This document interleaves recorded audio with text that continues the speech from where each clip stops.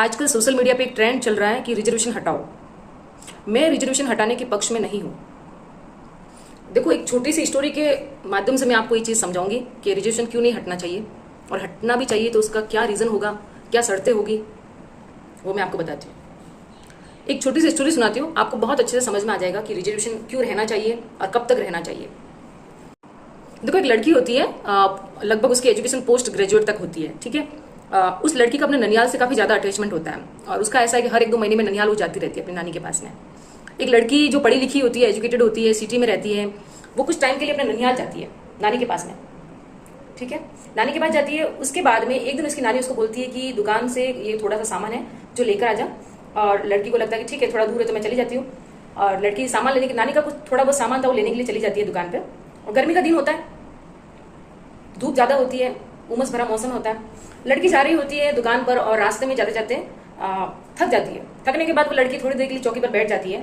Random सी कोई गली से निकल रही होती है, वहाँ पर एक किसी घर के बाहर चौकी बनी हुई थी। गाँव में क्या, घरों में अक्सर से चौकियाँ बनी होती है बैठने के लिए, शाम को लोग बैठते हैं, रात में बैठते हैं, इसलिए। तो वो लड़की भी जाते जाते रास्ते में बैठ गई। धूप बहुत ज़्यादा थी इसलिए कि दुकान थोड़ी दूर थी। फिर थोड़ी देर बाद में उस घर के अंदर से, जिस चौकी के बाहर वो लड़की बैठी थी, उस घर के अंदर से एक बुजुर्ग महिला आती है, और वो उसको पूछती है कि कहाँ से हो, मतलब कहाँ से आई हो और यहाँ पर क्यों बैठी हो। तो लड़की बताती है कि मैं दुकान पे जा रही थी सामान लेने के लिए, तो चौथे थक गई तो मैं यहाँ थोड़ी देर बैठ गई। कि कोई बात नहीं, बैठ जाओ, गर्मी बहुत है तो बैठ जाइए आराम से, आप रेस्ट करके, ठीक है।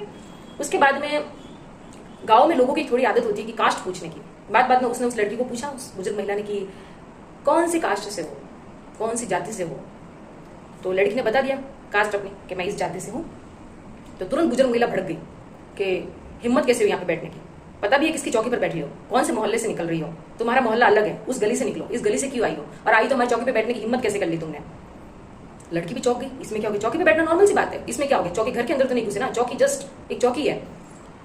महिला ने बोला तुरंत, अंदर से एक औरत आई, उसकी शायद बहू होगी, उसी के साथ में उसकी कोई 15 साल की बच्ची आई थी, शायद 11-12 में पढ़ती होगी बच्ची, लग रही थी पढ़ी लिखी लड़की। वो भी आई साथ में कि क्या हुआ, क्या ये यहाँ पे चौकी पे आके बैठ गए, और पता नहीं कौन है और कहाँ से आई है, और इस तरीके से ये जात की लड़की यहाँ पे बैठ गई। फिर क्या करा उस औरत ने, सुनिएगा स्टोरी का ट्विस्ट। वो औरत जो बुजुर्ग महिला थी, उसने तो अपनी बात कह दी। उसके बाद में जो उसकी बहू थी ना, अंदर गई, अंदर से बाल्टी भरकर लेकर आई पानी की। देखिए जातिवाद किस हद तक है गाँव में, मैं आपको रियलिटी बताती हूँ। घर में जाके वो औरत एक बाल्टी लेकर आई, और उसने, मैं आपको जो बता रही ना, वो जो चौकी थी ना, उस चौकी को उस औरत ने बाल्टी से धोया, क्योंकि वहां पर एक दलित जाति की लड़की बैठ गई थी। चौकी को धोया, और वो जो लड़की पोस्ट ग्रेजुएट लड़की थी ना, वो सोच में रह गई कि हम आज 75 सालों में भी इस चीज को खत्म नहीं कर पाए। वो अपना आपको मतलब दंग रह गई कि क्या चल रहा है।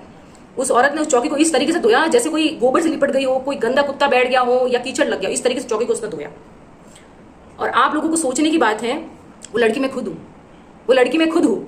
मैं अपने ननिहाल की बात बता रही हूँ, वो लड़की मैं खुद हूँ। मैंने जब ये चीजें देखी मेरे साथ में, मैं सोच भी नहीं पाई कि, मतलब शब्द नहीं थे इसके लिए कि मैं क्या बोलूं उन लोगों को।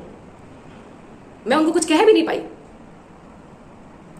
ये है जातिवाद। आप कहते हैं ना आरक्षण हटाओ, आरक्षण हटाओ।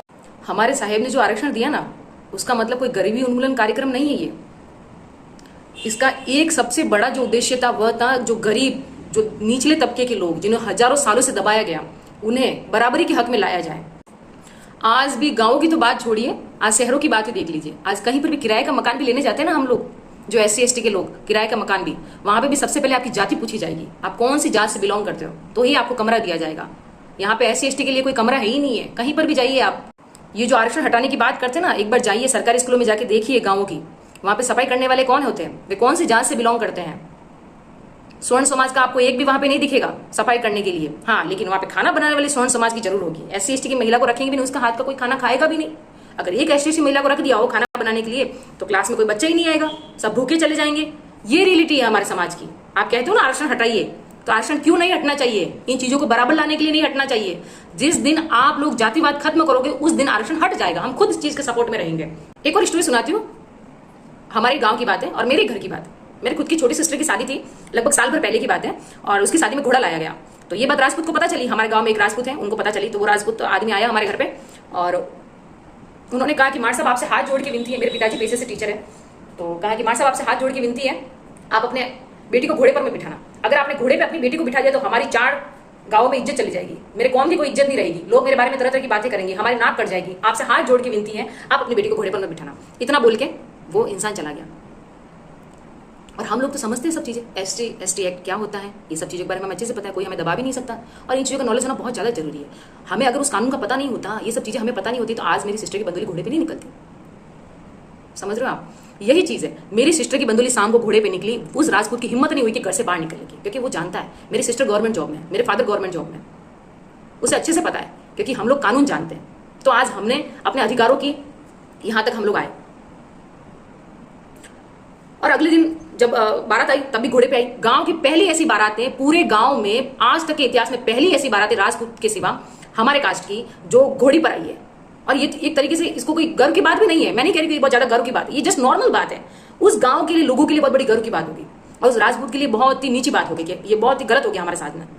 उसको लगता है 4 गांव के अंदर मेरी इज्जत डूब गई। हमारे ही समाज ने सबसे पहले घोड़ी गांव में लाई बंदूली पर। हमारे ही समाज ने सबसे पहले बारात भी घोड़ी पर लाई।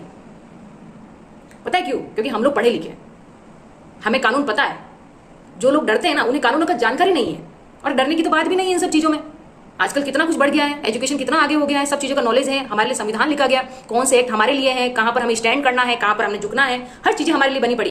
और आरक्षण हटाने की फिर से बात करते हो, पहले अपनी जाति हटा लीजिए, ठीक है? पहले जाति मुक्त समाज बनाइए, ये भेदभाव मुक्त समाज बनाइए, फिर आप ना आरक्षण की बात करिएगा। ये तो कुछ नहीं। और भी तो उदाहरण, आज भी गाँव में जाइए, SC ST को पानी ऐसे पिलाते हैं। आज भी गाँव के मंदिरों में जाइए, SC ST को मंदिरों में एंट्री नहीं देते। लेकिन हाँ, गांव में है ना, टाइम पर है ना, उनकी जो महीने महीने की किस्त लेने जरूर आ जाते, साल साल की उनकी किस्तें होती है कि मंदिर में पूजा पाठ करते हैं, और मंदिरों में हमें एंट्री नहीं। खास करके महिलाएं, मेरी बहनें, ये लोग आरक्षण हटाने की बात करती हैं। अरे आपका इतिहास देख लीजिए, कहां से आप उठकर आई हो। आपके समाज वालों ने तो आपको है ना घर की बेड़ियां भी पार करने का अधिकार नहीं दिया है। आप जो बेड़ियां पार करके आजादी से बोल रही हो ना, आजादी से अपनी बात रख रही हो, आजादी से घूम रही हो, आजादी से पढ़ाई कर रही हो, आज PhD कर रही हो, नेट कर रही हो, JRF कर रही हो, ये सब किनकी देन है? किनकी देन है वो भी तो देखिए ना आप लोग। अरे वो इंसान नहीं होता तो आज घर में चूल्हा चौका कर रही होती। स्वर्ण जो अपने आप को बहुत ज्यादा ऊंचा मानते, वे लोग कहते हैं ये सब चीजें करने वाली। उन्होंने शुरू से ही बोला, महिलाओं को कभी भी किसी भी धर्म, किसी भी कौम, किसी भी समाज ने कभी उठने दिया ही नहीं। तो खास करके महिलाओं को तो इसके पक्ष में रहना चाहिए आरक्षण के। और आप आरक्षण हटाने की बात करती हो, तो भाई मैं तो आरक्षण हटाने के पक्ष में नहीं हूँ। जिस दिन ये देश जाति मुक्त हो जाएगा, भेदभाव मुक्त हो जाएगा, उस दिन आरक्षण हटाने के पक्ष में हम खड़े रहेंगे, ठीक है?